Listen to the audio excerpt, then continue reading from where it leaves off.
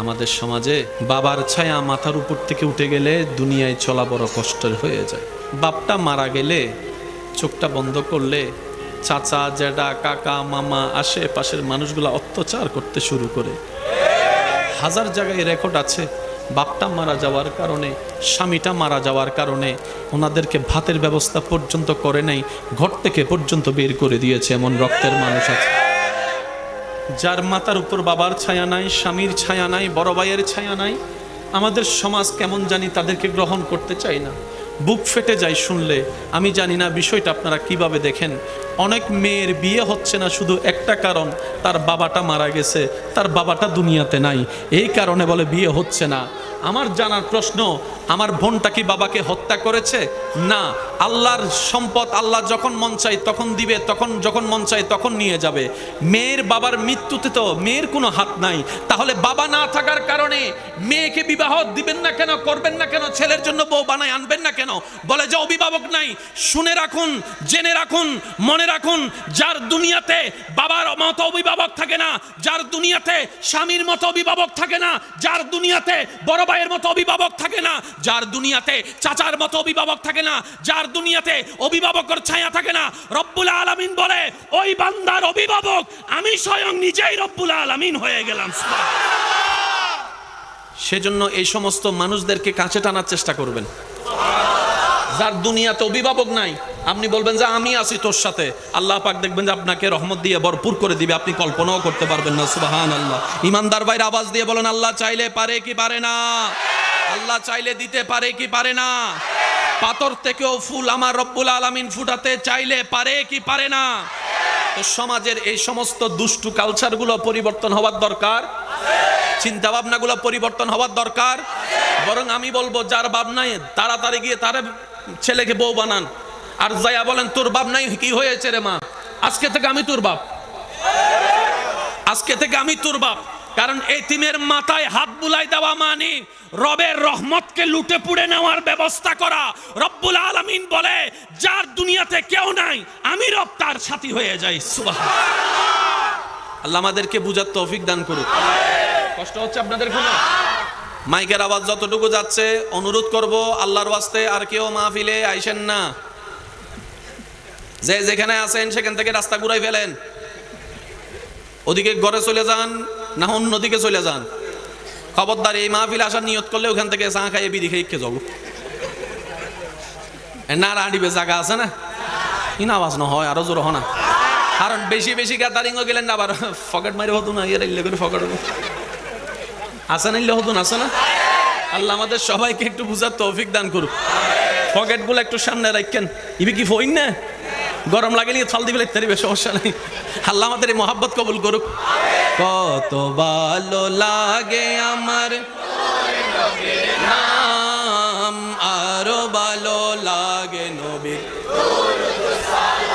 নবীর দরুদ সালাম, নবীর দরুদের আওয়াজ সবাই একই আওয়াজে, আল্লাহুম্মা সাল্লি আলা সাইয়্যিদিনা মুহাম্মাদিন, আল্লাহুম্মা সাল্লি আলা সাইয়্যিদিনা মুহাম্মাদিন। উচ্চ আওয়াজ একবার বলেন মারহাবা। আর হতা হন ওনারা গোস্ব হইতে লাগবেন না, গড়ের ফুয়া গড় তাইলে তার কেন মন খুলি হতা হব, কিন্তু স্বাভাবিক। বুঝিলে বুঝিল, না বুঝিলে নাই আর কেন করতো। বল্লা ফুয়া এই পাঁচজন বললে আর গুম বেগুন রঙিত নেই শুধু ভাবলাম। বল্লা ফুয়া অনেজেন্ডের আয়ন্ডের তো গড় তাই সিধে না। আর দাদা এন্ডা আছে না নাই? চাচা আর ভাই গড় তাই সিধি, বুঝুন না।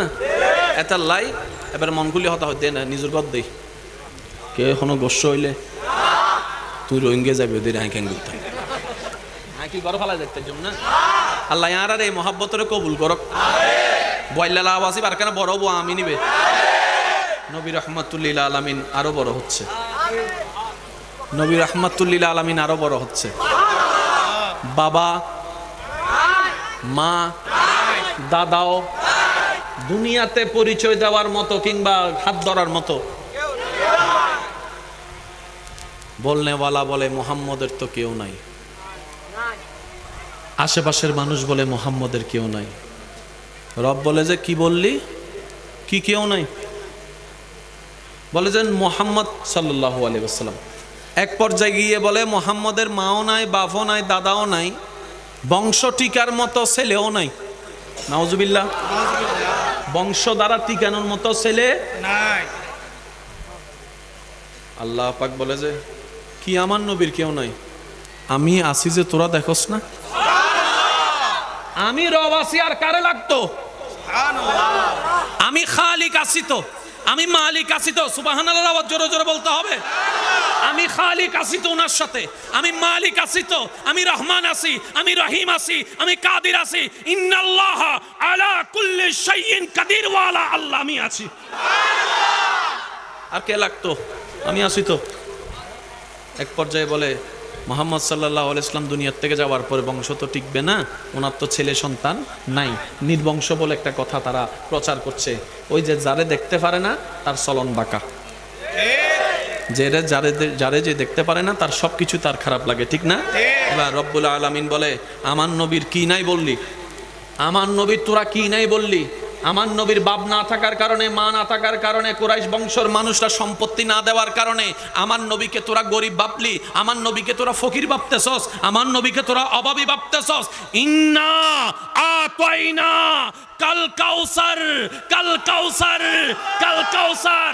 কুল কায়নাতের মালিক স্রষ্টা আমি আল্লাহ। আমার নবী মুস্তাফাকে বিশ্বের সেরা খজিনা, নিয়ামত ভরা খজিনা, সমস্ত কিছু আমার নবীকে আমি আল্লাহ দান করে দিলাম।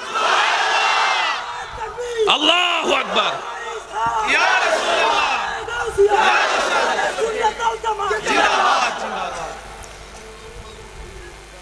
নবীর দুনিয়াতে আসার আগে আব্বা জানকে আল্লাহ নিয়ে গেছে। আমি সবার একটু মনোযোগ চাইবো, আজকে একটা কথা মনে রাখবেন। আল্লাহর উপর যে ভরসা করার মতো ভরসা করতে জানে, আল্লাহর হুকুম আসার জন্য যে অপেক্ষা করার মতো করতে জানে, আপনার চোখে যেখানে দেখবেন লাভ নাই, রব্বুল আলামিন আপনার ধৈর্যের কারণে সেখান থেকেও লাভের নদী আপনার জন্য খুলে দিবেন।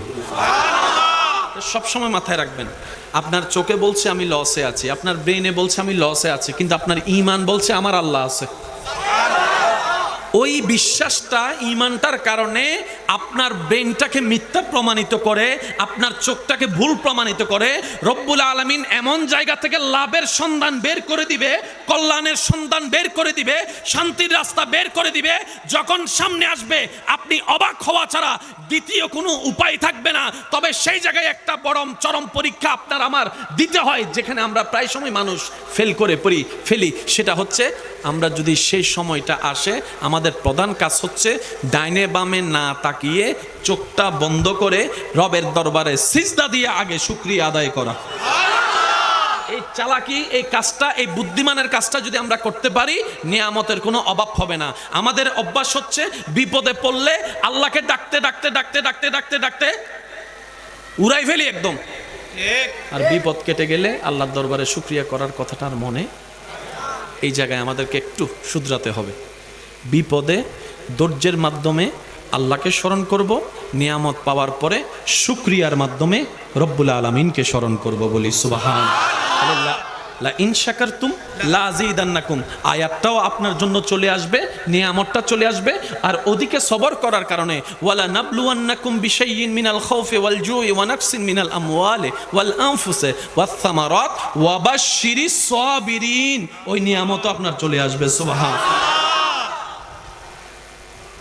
মক্কার আশেপাশে যারা সন্তানের বাবারা আছে, বাচ্চা বড় হলে বেড়াইতে নিয়ে যায় না? বলেন না রে ভাই? এখন নবীর তো দুনিয়াবি বাবা নাই, বাবা তো চলে গেছে। মা আমেনা মন খারাপ করে আছে, ইস আমার সন্তানের বাবা যদি থাকতো, আজকে সেও তার বাবার সাথে একটু রাস্তায় ঘুরতে যেতে পারতো, মেলায় ঘুরতে যেতে পারতো, বিভিন্ন জায়গায় ঘুরতে যেতে পারতো। আল্লাহ পাক বলে আমেনা তুমি মন ছোট করিও না, তুমি মন খারাপ করিও না, তুমি মন ছোট করিও না। দুনিয়ার অভিভাবকরা তাদের এই সন্তানদেরকে কোথায় নিয়ে যায়? বেশির থেকে বেশি পার্কে নিয়ে যাই, রাস্তায় নিয়ে যাই, আইসক্রিমের দোকানে নিয়ে যাই, কিংবা 2টা চিপস কিনে দেয়, এতটুকুই তো করে। যাদের একটু টাকা বেশি আছে তারা না হয় লন্ডন নিয়ে যায়, আমেরিকায় নিয়ে যায়। আপনি মন খারাপ করছেন যে আপনার সন্তান বেড়াবে কিভাবে? আপনি টেনশন করিয়েন না। সময় যখন আসবে একদিন, তখন সুবহানাল্লাযী আসরা বিআবদিহি লাইলাম মিনাল মাসজিদিল হারামে ইলাল মাসজিদিল আকসা। একদিন একটা সময় আসবে আমি আপনার সন্তানকে মক্কা থেকে আকসা বোরাকের মতো বাহনে করে নিয়ে যাব, বোরাকের মতো বাহনে করে নিয়ে যাব। দুনিয়ার সেই বাবারা, দুনিয়ার অভিভাবকেরা সন্তানদেরকে যেখানে নিয়ে যায়, তাদের এই বাচ্চাদেরকে যেখানে নিয়ে যায়, অভিভাবক হয়ে বাচ্চাদেরকে ঘুরতে যে নিয়ে যায়, আপনার সন্তান সেটা পাবে না। আপনার সন্তান যেটা পাবে সেটা আর কেউ পাবে না। লা মকানে গিয়ে আমি আল্লাহ ওনাকে মেরাজ করে বেড়াই আনবো। নারে তাকবীর, আল্লাহু আকবার। নবী কাদের নবী? সবাই ঘুরতে যায় এখানে, আল্লাহ নবীকে ঘুরতে নিছে ওইখানে। হয় না, হয় না। সবাই খেলে এটা দিয়ে, ওইটা দিয়ে, বল দিয়ে, খেলনা দিয়ে, আর আপনার আমার নবী খেলে চাঁদ দিয়ে।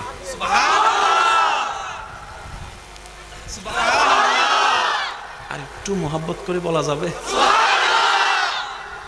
নবী যেদিকে চাঁদ সেদিকে, সুখ যেদিকে চাঁদ সেদিকে,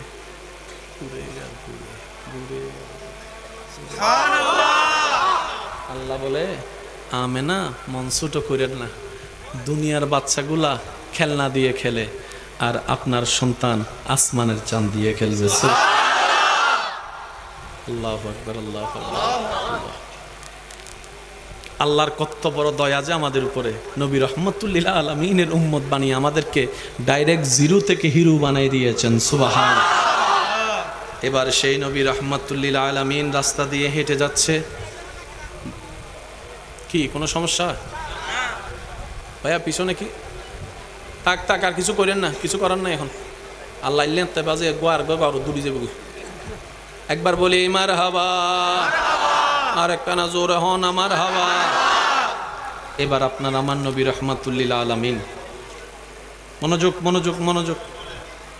নবী রহমাতুল্লিল আলামিন আরো বড় হতে শুরু করলেন, আরো বড় হতে শুরু। তো বিবাহের দরকার আছে না? আমাদের এখানে হাজার কিছু থাকার পরও বিয়ে হয় না। ফিন লাগাইনের মানুষ ডাইরেক্ট লাগা দেয়, ডাইরেক্ট মাইয়া তো আইন অবজনা ইবের আনো দুইতের ইবেরে কি জল্লা জানোস নইতের মা আছে না, আছে না? ফুয়া তো আইন অবজ কেন এটা আর এক কোনবার গাছতলা বয়ে গাজা হাতে ফুয়াই বেড়ে কিলা নদ, অথচ ডাহা মিথ্যা কথা, বাস্তবতার সাথে কোনো সম্পর্ক। তা আমরা জিজ্ঞেস করলাম কি রে ছেলে তো এমন না, তুই এরকম বলছিস কেন? বানায় বানায় হদে হতা হন সারা তাই নভারি এনে হই দি কিছু আছে না? সাত দোয়ানত বই বই রে আছে না, আছে না? আল্লাহ তাআলা আরো বাঁচায় রাখ। মানুষের বিয়ে ভাঙ্গি দিয়ে দিলে কিছু আছে না? এ হামত জীবনত ন যাবেন, এই হামত জীবনত ন যাবেন। বেশি হইলে মন নচাইলে দূর হইন। ওয়াই তো বালা হইন পারি অনর্গান অনে যাচাই করি সন না তাহলে অনে হা অনহন না অনহন মনত থাকবো না বাজান। কেউ যদি ফুজার করে ফুয়াইবে কেন অনতুন হইতো মন নসার হিংসা লাগে দেরি না হইলে গুনাহগার। কথা বলেন, কথা বলেন।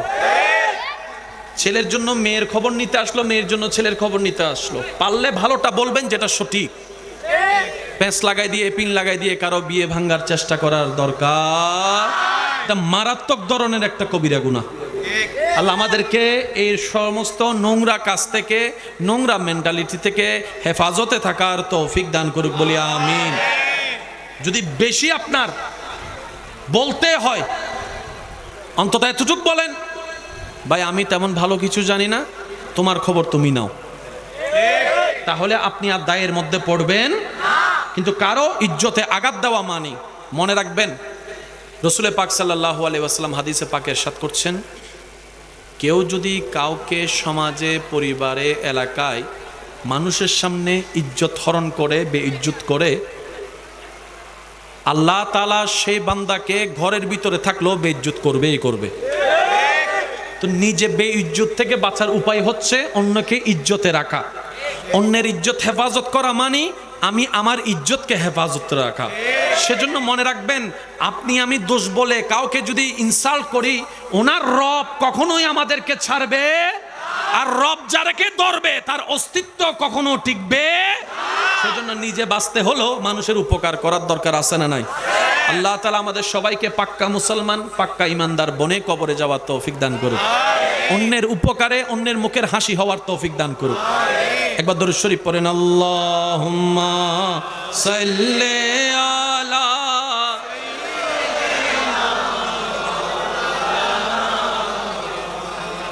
ওয়া আলা আলি।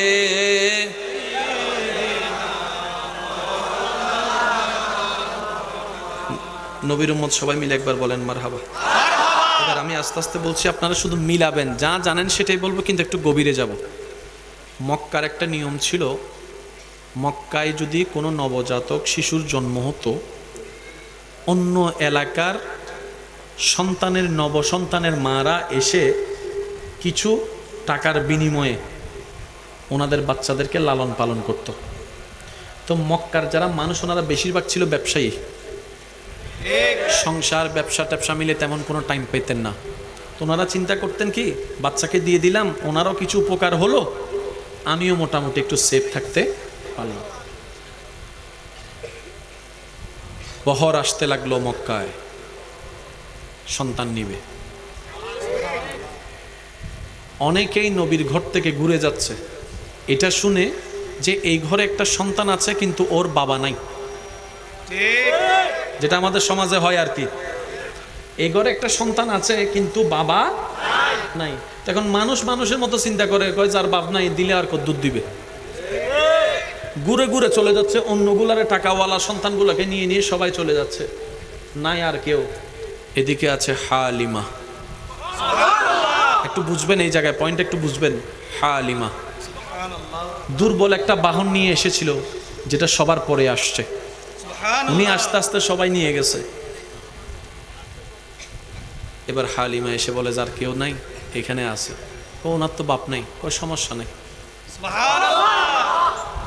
এবার হালিমা তো সাদিয়া যখন ওনার নবী রহমাতুল্লিল আলামিনকে দেখলেন, কোলে নিলেন, জীবনতে অনেক সন্তানের চেহারা দেখছি,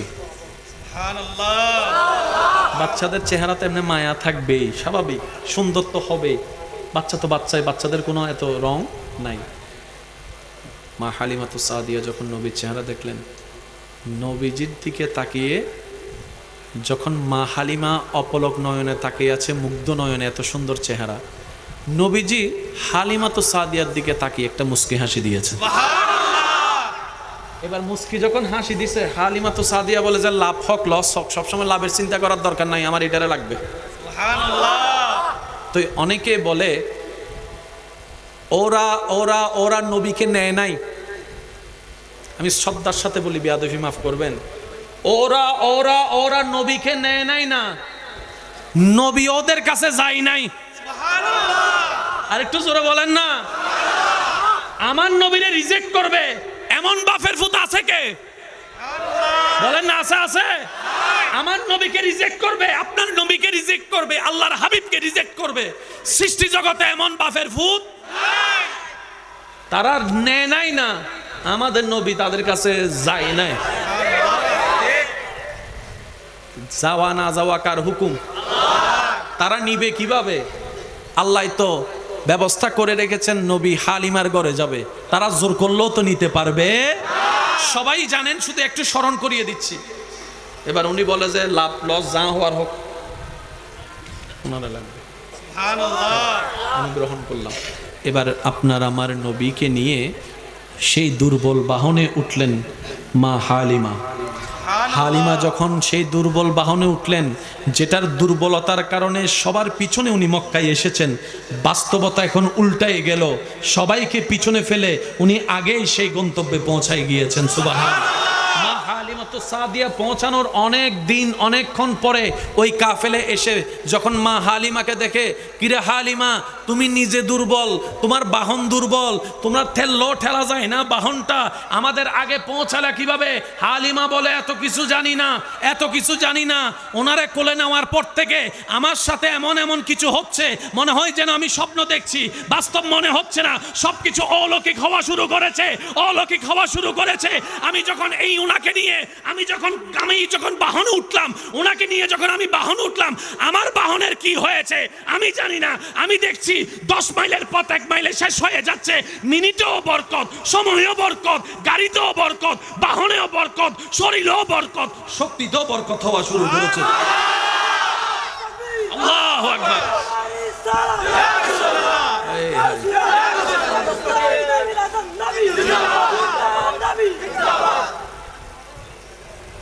ভাইয়া একটু মনোযোগ দিবেন। নবীকে যিনি দুধ পান করেছেন ওনার নাম হচ্ছে হালিমা। একটু বলেন তো ওনার নাম কি? একদম সবাই একই আওয়াজে বলেন হালিমা। কি? কিন্তু এখন ওনাকে নাম বদলে সবাই বলতে হয় হালিমাতুস সাদিয়া।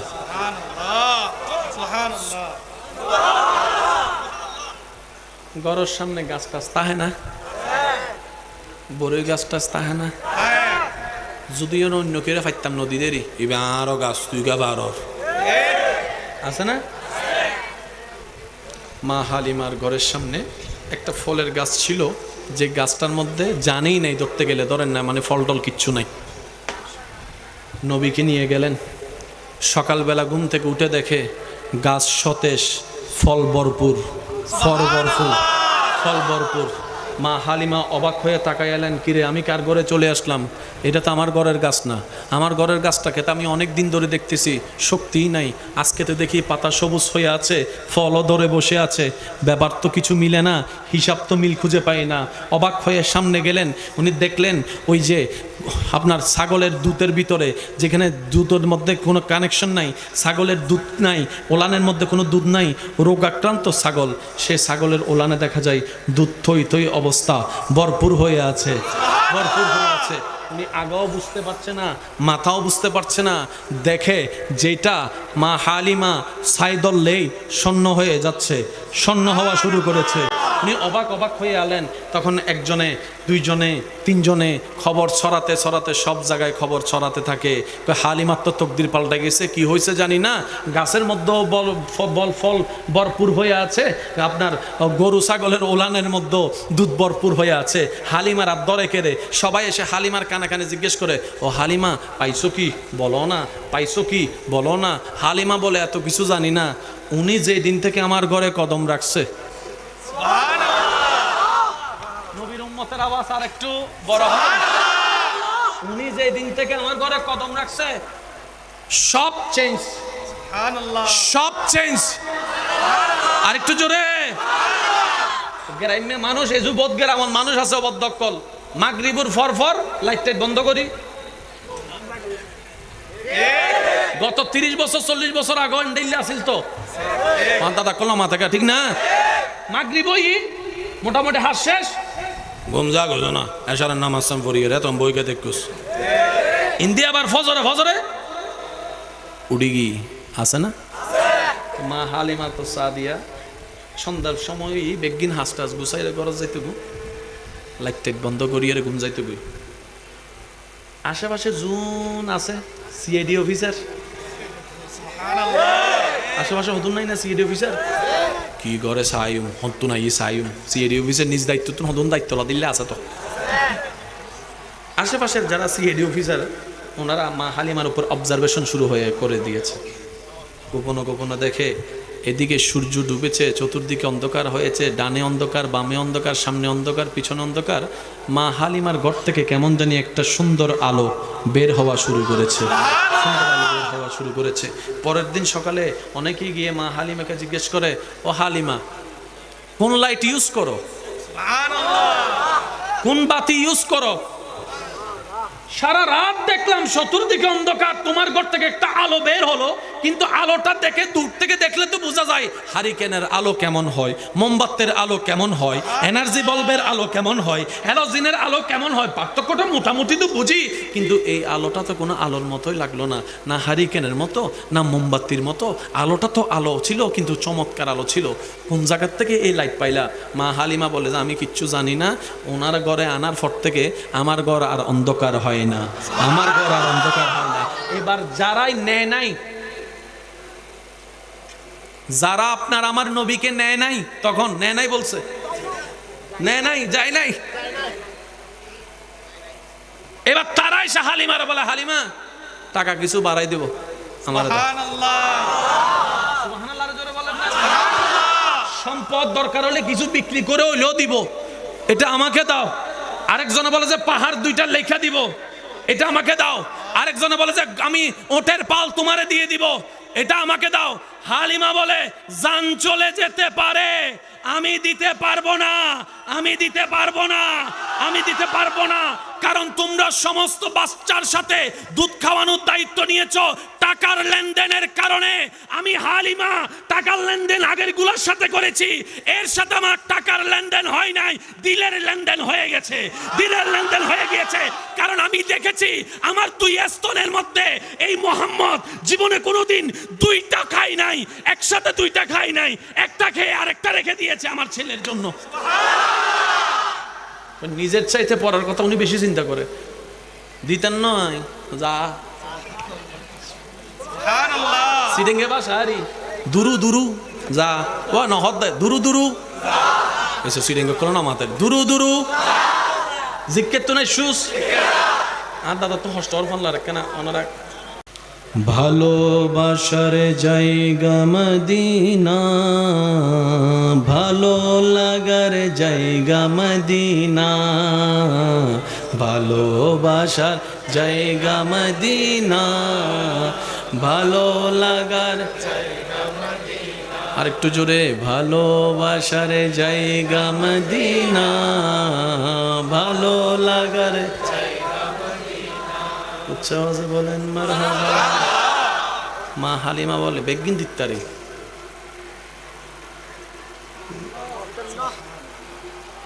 নবী বলে আপনি আমাকে এত আদর করলেন, আপনি আমাকে এত কাছে টানলেন, আপনি আমাকে লেনদেনবিহীন ভালোবাসলেন, আপনি আমাকে বুকে জায়গা দিয়েছেন। আমি নবী আসব, আপনি লসে থাকবেন, তা তো হতে পারে না।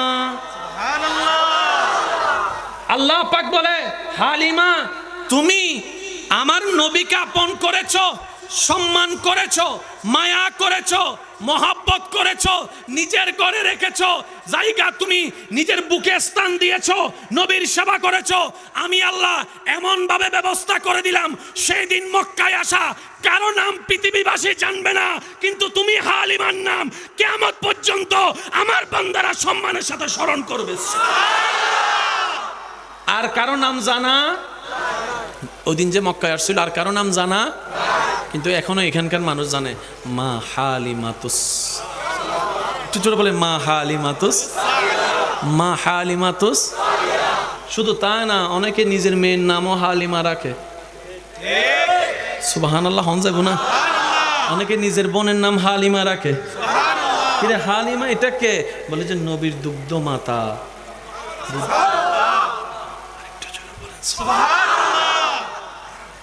এবার আসেন, কষ্ট হচ্ছে না তো আপনাদের?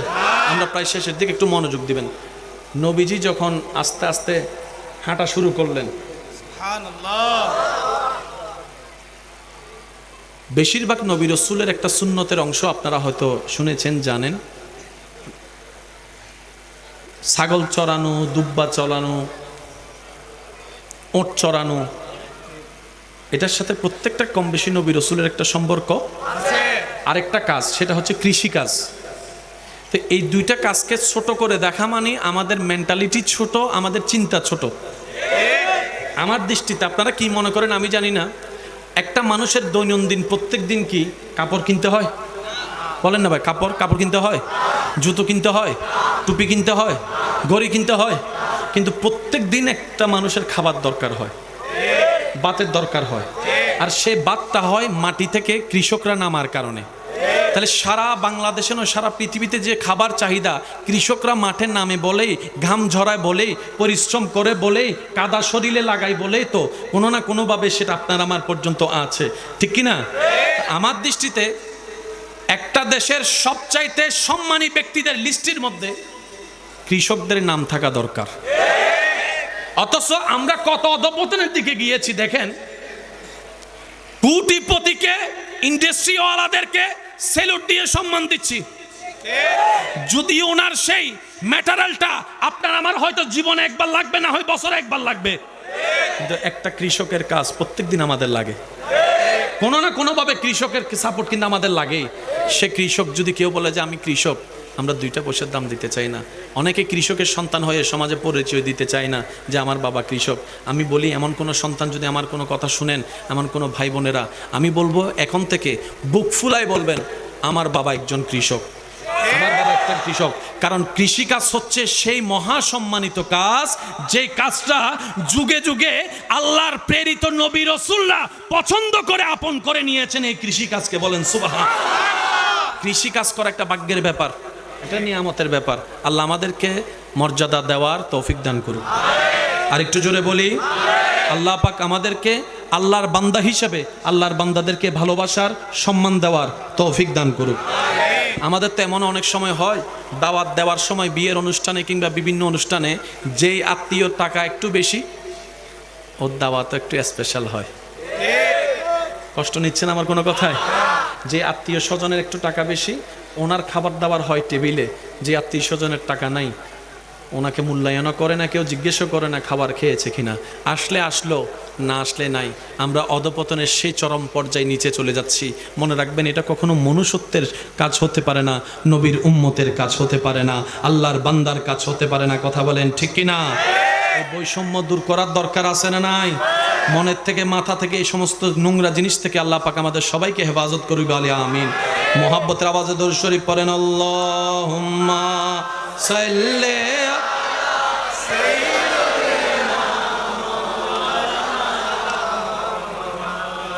ওয়া আলা আলি।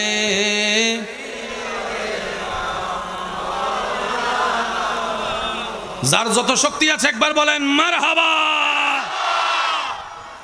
এবার আপনার আমার নবী আল্লাহ তাআলা এমন ভাবে সম্পদ দিলেন, একটু বুঝবেন, নবীকে আল্লাহ এমন ভাবে সম্পদ দিলেন, বড় বড় সম্পদওয়ালা পর্যন্ত নবীর সামনে এসে, একটু জোরে বলি না, বড় বড় শত্রু পর্যন্ত নবীর সামনে এসে চোখে চোখ রেখে কথা বলতে পারে না, অন্যদিকে তাকাই থাকতে হয়। সুবহান। নিয়ামতের শ্রেষ্ঠ নিয়ামত চরিত্র হচ্ছে, এটা হচ্ছে চরিত্র। সম্পদের শ্রেষ্ঠ সম্পদ হচ্ছে চরিত্র। কি বলেন আপনারা? একমত আছেন তো সবাই? সবচেয়ে দামি সম্পদের নাম কি? চরিত্র। চরিত্রের চাইতে দামি সম্পদ দুনিয়া তার কিছু হয়? আল্লাহ তাআলা বলে ইন্নাকা লাআলা খুলুকিন আযীম। সুবহানাল্লাহ। মুহাব্বতের আওয়াজে বলেন সুবহানাল্লাহ। আপনি আমি ভোটার আইডি কার্ড বানাইতে গেলে, পাসপোর্ট বানাইতে গেলে ওই এলাকার যে কোনো একজন সরকারি প্রতিনিধির কাছ থেকে একটা চরিত্রের সার্টিফিকেট নিতে হয়। সেখানে উনি না দেখা সিগনেচার করে দেয়, সিল মারা থাকে, সিগনেচারটা পরে করে দেয়, লেখা থাকে আমার জানা মতে আমার এলাকার সবচাইতে ভালো মানুষ। ঠিক কথা বলেন না? আমি ওনাকে জিজ্ঞেস করলাম, ভাই আপনি যাকে ভালো মানুষ হিসেবে সিগনেচার দিয়েছেন আপনি চিনেন? কয় না। তো সিগনেচার দিলেন কেন?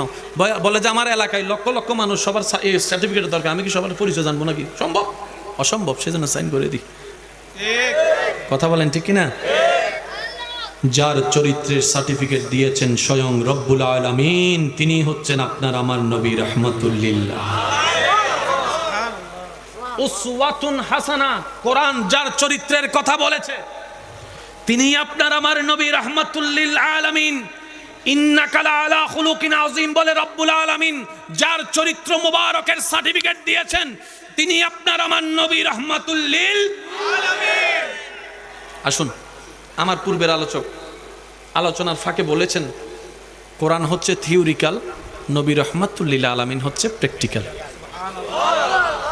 যদি আপনাদের বিরক্ত না লাগে, কষ্ট না লাগে, তাহলে 2-4 মিনিট কথা বলবো ইনশাআল্লাহ। অনুমতি আছে? 40টা বছর আল্লাহ আমাদের নবীকে দিয়ে ইসলামের দাওয়াত দিতে দেয় নাই, চুপ করে রেখেছেন। এই 40টা বছর আল্লাহ বিশ্ববাসীকে নবীর হাঁটা চলা বসা চরিত্র দেখাইয়াছেন।